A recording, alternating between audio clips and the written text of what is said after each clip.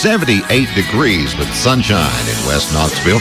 Looks like the weather for today, maybe a slight chance of an isolated shower or thunderstorm around the area later this afternoon. Boy, I'm telling you, we've just, it's been a hot one. It has been a hot one. Let's see, what did the high get up to yesterday?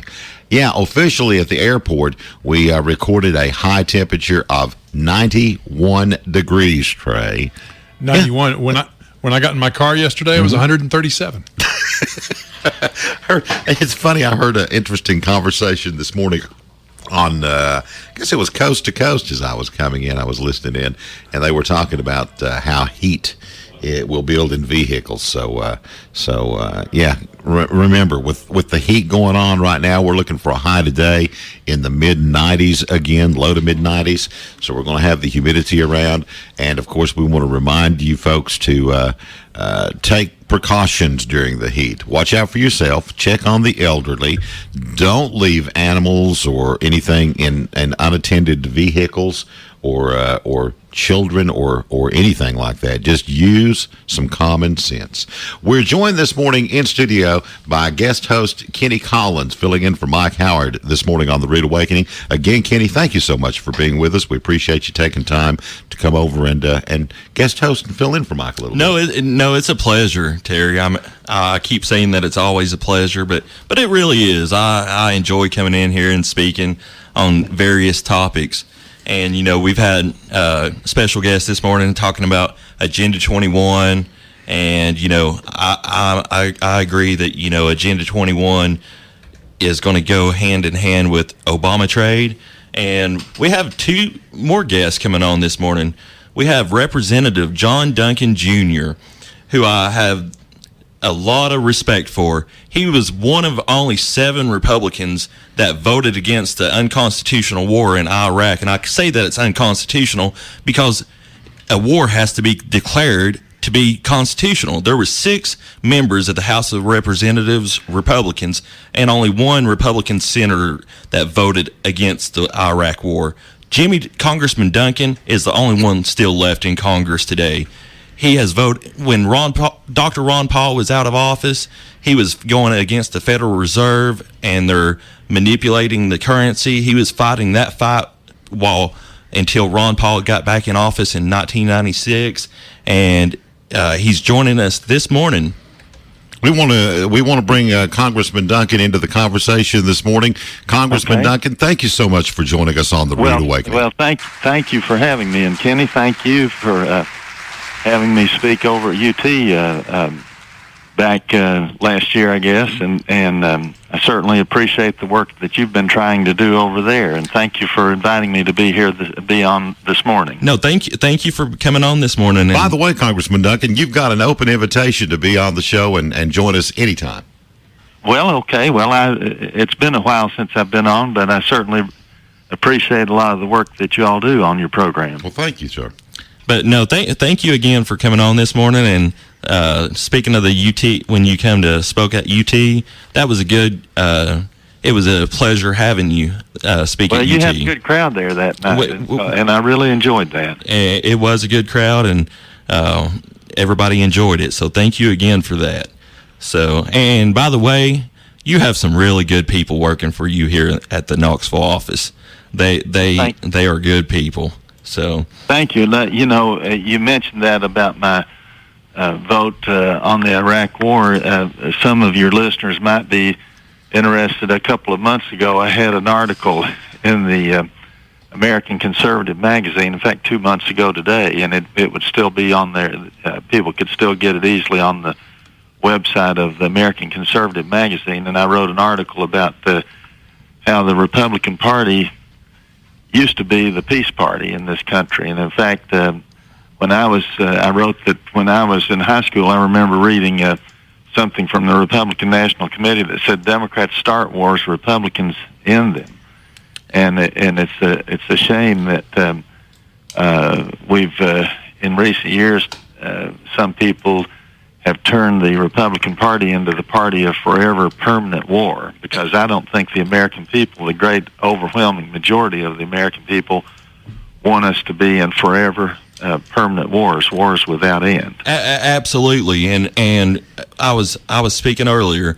Part of the reason that we don't go to war anymore to win. We go to war because there's so many interests out there. The military-industrial complex. It's all about the money, and it really is a shame that the Republican Party has lost its way when it comes to foreign policy. It really is, and you're exactly right. President Eisenhower very famously warned us against the military-industrial complex, and I think he would be shocked at how far we've gone down that road, and it is almost entirely as Charlie Reese, who was voted several years ago as by far the most popular syndicated columnist by C-SPAN viewers, and he was a hardcore conservative, and he wrote that almost all these wars now are about money and power and prestige, and almost nothing about any real threat to the American people or to our country. And I've told people repeatedly, I'm not the people who are making money off of our interventionist foreign policies will very quickly, they don't want to discuss these issues on the merits. They very quickly want to use the slur of isolationism. And I've said I'm not an isolationist at all. I think we should have trade and tourism and cultural and educational exchanges and help out to a limited extent during humanitarian crises. But we are long past the time when we need to start putting our own people and our own country first. And with a national debt of over $18 trillion and unfunded future liabilities that are far beyond that, I absolutely agree. You can look at what's happening in Greece, and you also can look at what's happening in many of the cities around this country to see what's going to happen here if we don't become much more fiscally conservative in the very, very, well, we really need to immediately. Absolutely. No, I couldn't agree more. And, same thing with the ISIS or Islamic State, whatever they want to be called, arming the terrorists, I call them arming the rebels in Syria. That was a big mistake from the get-go. Yeah. And people, I can't, it just, I just can't understand why we had people like John McCain and over there, we've got to arm these people even if we don't know who they are. It really is a shame, Congressman, and I'm glad that we do have somebody like you representing us here in Tennessee. Well, it's no criticism of anybody in the military, but I will tell you that because they're just doing a good job at what they've been ordered to do. But I will tell you that I voted for the first Gulf War back years ago because I went to those briefings that heard General Schwarzkopf and Colin Powell and others talk about the great threat that Saddam Hussein and his elite troops posed for us and the entire world. And then I saw those same elite troops surrendering to CNN camera crews and empty tanks. Exactly. A lot of times these threats are greatly exaggerated, and in fact, the original estimates of the numbers of people in ISIS were between 20. One of the main estimates was between 20 and 1,000 and 31,000, which is a very, very small force, and we need to we need to expect the other countries in the Middle East to do more. And I've said that I don't think we should demand that our young people go fight and die and be killed and be maimed for people who are unwilling even to fight for themselves. Absolutely, that surrender and retreat. That's my whole point. Why risk American lives? Let the people over there do it. If they don't want to do it, tough luck. It's time that we look out for the American people and our troops. Right. Our troops deserve it. If you support the troops, then support them by not sending them to die for a group of people that won't even fight for themselves. Well, I mentioned our debt a few minutes ago, and Admiral Mike Mullen, who was chairman of the Joint Chiefs of Staff up until a couple of years ago, but he made many speeches and testified in front of congressional committees, and he said the greatest threat to our national security is our national debt. I absolutely remember him saying that, and it is the truth. It is the truth. Can we talk about Obama trade for a minute? Sure, we can. Yes. What's your thoughts? I know how you voted, but can you give us your thoughts on it? I know Senator Jeff Sessions has taken a courageous stance and reaching out to the American people, telling them that this is not a trade deal. It's a trade treaty. It risks American sovereignty. It's a NAFTA on steroids type of deal. What would you say about the Obama trade deal? Well, Kenny, I think you're exactly right. And what I've told people, I've said, with only 4% of the world's population, we buy 25% of the world's goods. And that means every country is chomping at the bit to get into our markets. We have tremendous leverage on trade that we haven't used. And it's primarily because of we've put the interests of some gigantic multinational companies in front of the interests of American citizens and American workers, and we've given up a lot of our sovereignty, and that's a big concern for me. And I have voted against. I voted against the U.S. going into the WTO, the World Trade Organization. We really appreciated that too. I voted against the GATT legislation a few years ago, and I voted against fast track every time that it's come up under both Republican and Democratic presidents, because I've told people, I've said, well, the executive branch, the president and the bureaucracy have become far too powerful over the last many years, and the judicial branch has become far too powerful, and the one branch that's supposed to be the most representative of the people has become by far the weakest, and we've ceded or given up too much power to the executive branch, and to come up with a bill that gives the president more power. We have to take it or leave it. We can't amendment. There's no other legislation that comes to us in that way, and I just think it's not a good way to do this. In fact, what I've said is I'm skeptical about multinational trade agreements in the first place, because we have all this leverage. What we should have been doing is negotiating separate trade deals that are very favorable to American workers with every country.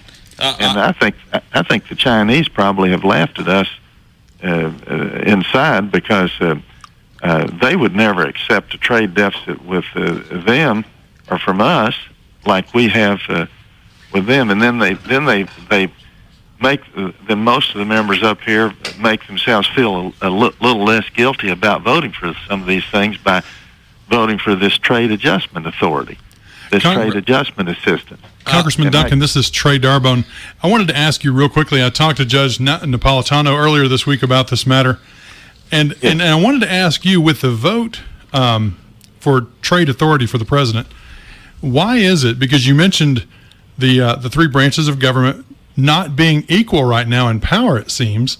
Right. Why is it that Congress is voting to consolidate even more power to the executive branch, right, and lessen their own authority?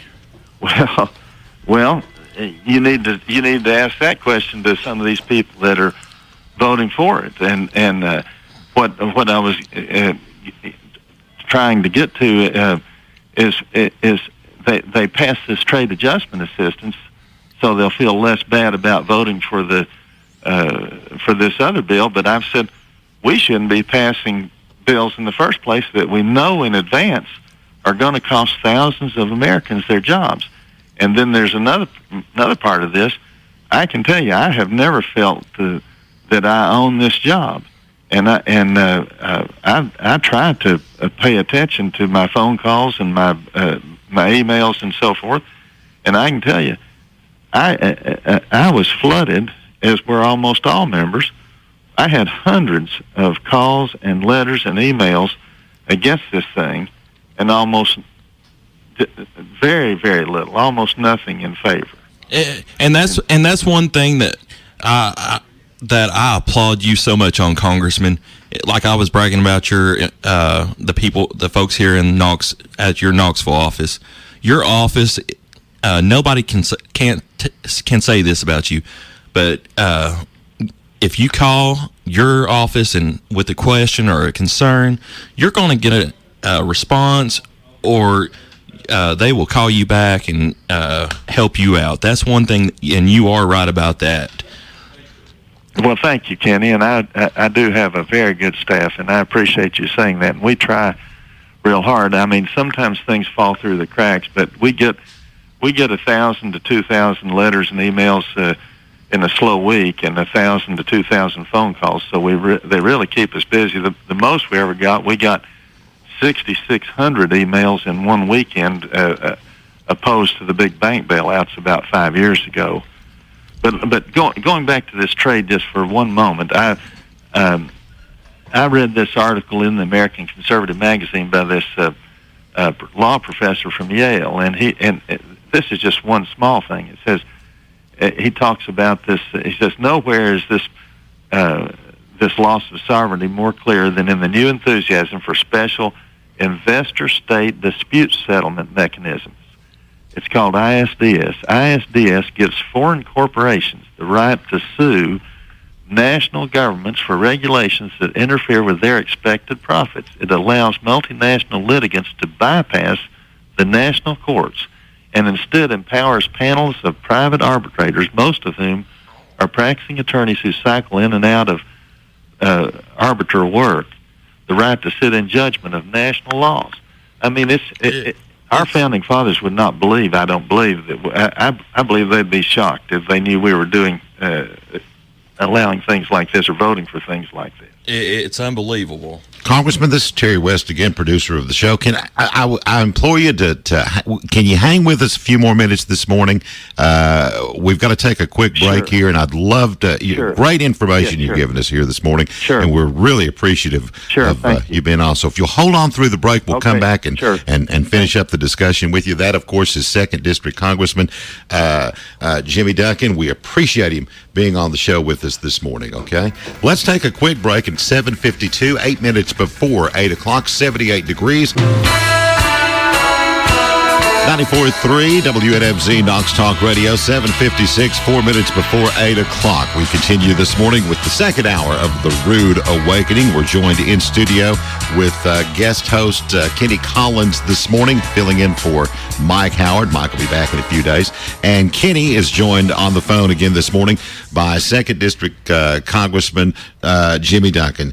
Congressman Duncan, again, thank you so much for taking time to be with us this morning. Well, thank you for having me. Congressman, we have a few more minutes to talk before 8 o'clock. The air is yours. Well, there's several things I could talk about. Obamacare, for one. I hope most people don't let them ever forget that Obama, the president, and all his people promised that everybody would save an average of $2,500 a year on their medical costs if we passed Obamacare. And boy, it's almost impossible to find anybody whose premiums and costs haven't gone way up, and we're headed for even higher increases in the very near future. Exactly. What would you say about the Republicans trying to protect certain parts of Obamacare for certain businesses? Well, I think with Obamacare, we've gone in exactly the wrong direction on medical care. I mean, the federal government has messed it up so badly that now only Bill Gates and Warren Buffett and Sheldon Adelson and people, multi-billionaires, can afford health care. And I could talk a long time about that, but I mentioned my American Conservative magazine article, and then about a month ago I had an article in the Washington Examiner on the federal student loan program. Now, when I was a student at UT, it shocks students at UT now that it cost me $90 a quarter my first year there, $270 for the whole year. But anything the federal government subsidizes, the costs just explode. And when I was in college and law school at George Washington, nobody got out of school with a debt unless they used it to borrow money. They borrowed money to buy a car or something, but they didn't get out with debts because of tuition and fees. Now almost everybody does, and we have a total student loan debt of $1.3 trillion, and some people think it's going to be one of the next bubbles to burst. I would agree with you on that. You know, I think it was in 2011 when the student loan debt surpassed the credit card debt in this country. I mean, it's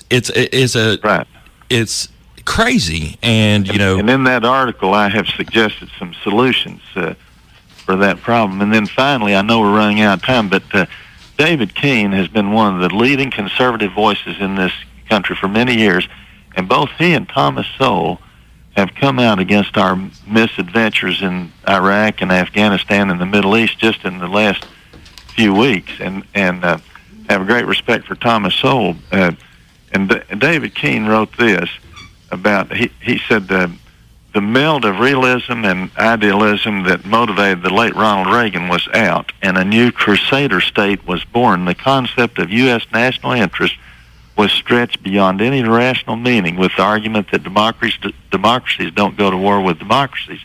So rebuilding the world in our own image was seen as our ultimate national interest.